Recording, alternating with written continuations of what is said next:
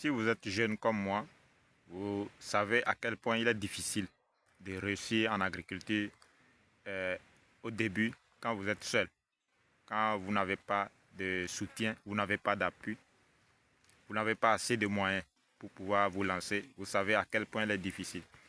C'est pour cela que plusieurs se lancent, mais à la fin, ils abandonnent parce que l'agriculture, ça présente beaucoup de défis. Vous voyez ça? L'agriculture africaine aujourd'hui présente beaucoup de défis. Donc, on a beaucoup de défis à relever.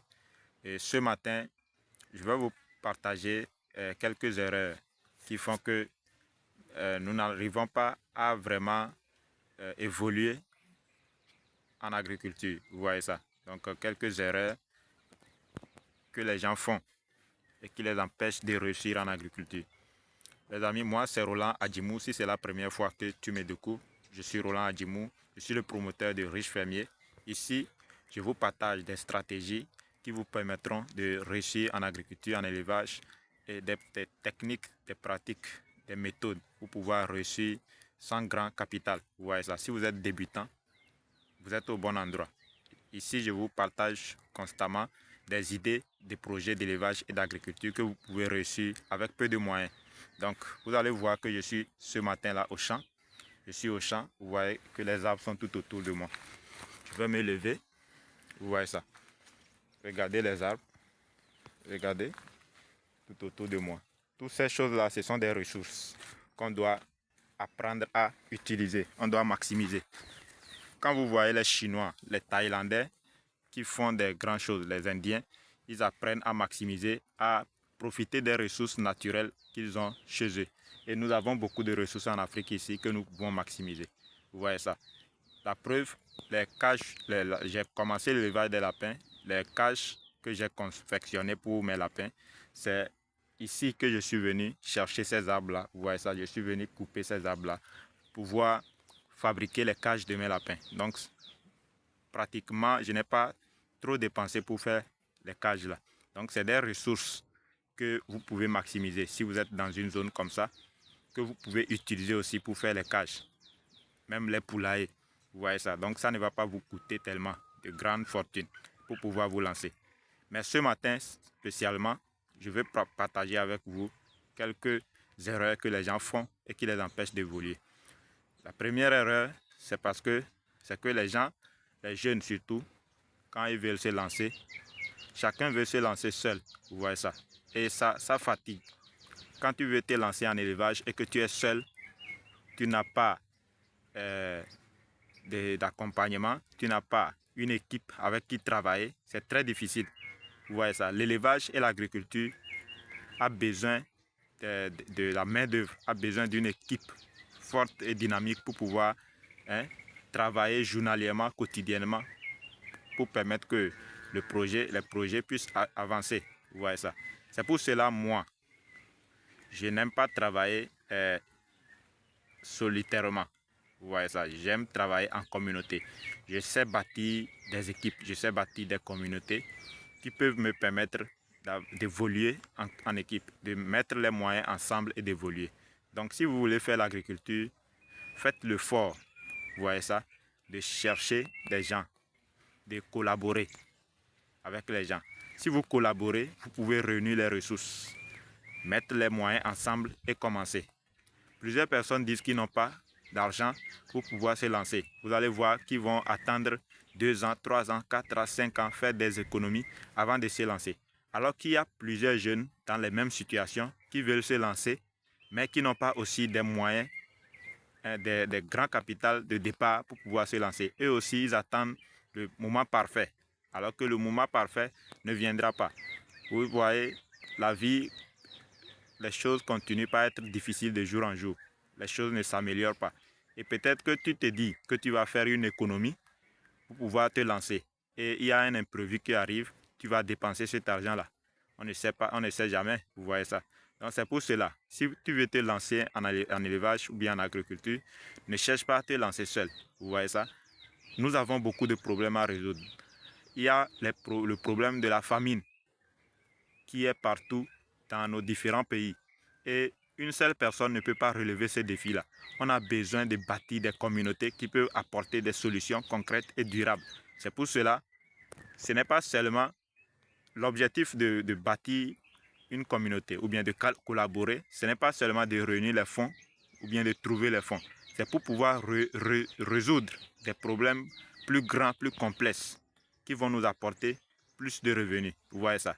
Imagine, toi seul, tu commences et tu es dans ton quartier.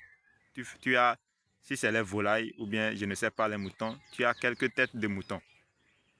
Combien de personnes tu peux satisfaire avec cet effectif-là? Peu de personnes. Vous voyez ça? Peu de personnes. Alors que si vous êtes en communauté, si vous êtes en collaboration, imaginez, vous avez pu bâtir une communauté de 10, 20, 15, jusqu'à 100 personnes, où vous réunissez les moyens ensemble, vous pouvez faire des grandes choses, vous pouvez résoudre des grands problèmes, attaquer un secteur donné, l'agroalimentaire, vous voyez ça, la production, la transformation du manioc, la production, la transformation du tomate, de la tomate, avec d'autres choses, vous voyez ça.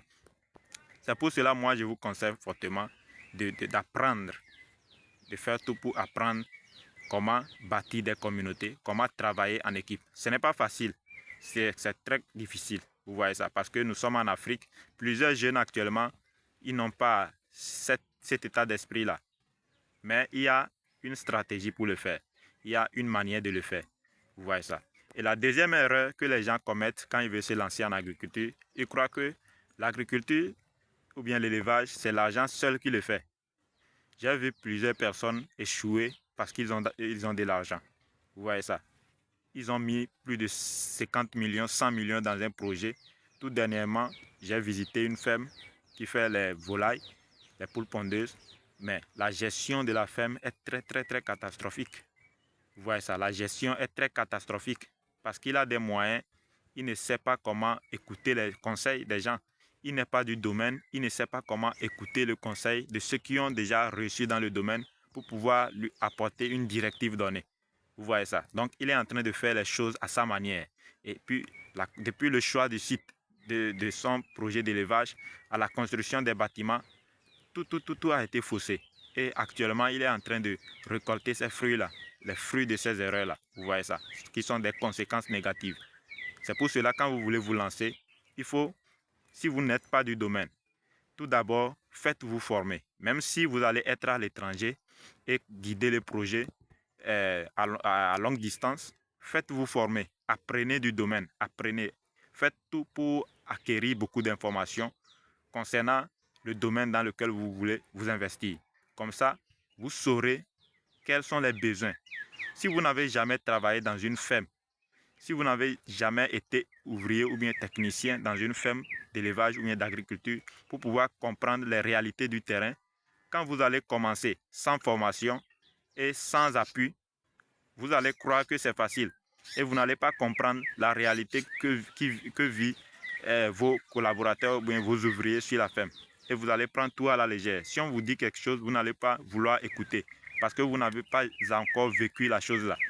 Mais quand vous-même vous êtes impliqué, vous avez une formation, il y a des gens qui vous accompagnent, des gens qui ont du résultat quand même, hein, des gens qui ont du résultat et qui vous accompagnent, ils peuvent vous apporter un plus. Vous voyez ça. Donc c'est un peu ça. L'agriculture, c'est vrai, on a besoin du capital, mais quand il n'y a pas une bonne stratégie derrière, ça conduit à l'échec. Donc il faut tout faire.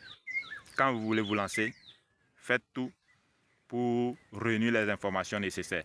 Et aussi la gestion de la main-d'œuvre, la gestion du personnel, des ressources humaines. Ça aussi, c'est une compétence que vous devez vraiment maîtriser. Vous voyez, l'élevage, ce n'est pas seulement avoir les animaux. Non, c'est les hommes qui vont travailler, c'est les hommes qui vont gérer, qui vont nourrir, qui vont entretenir ces animaux-là. Mais si vous ne savez pas, en tant que promoteur d'élevage, gérer ces élevages, ou bien ces personnes-là, ces ressources humaines, vous n'allez pas pouvoir réussir votre projet parce que ce n'est pas les animaux seulement qui vont déterminer la réussite, mais les personnes qui travaillent, l'équipe avec qui vous travaillez. Donc, il faut bien les gérer, il faut bien prendre soin d'eux et il faut savoir gérer ces ressources-là. Donc, c'est ce que je tiens à vous partager dans cette vidéo. Et si vous êtes débutant, si vous voulez vous lancer, vous êtes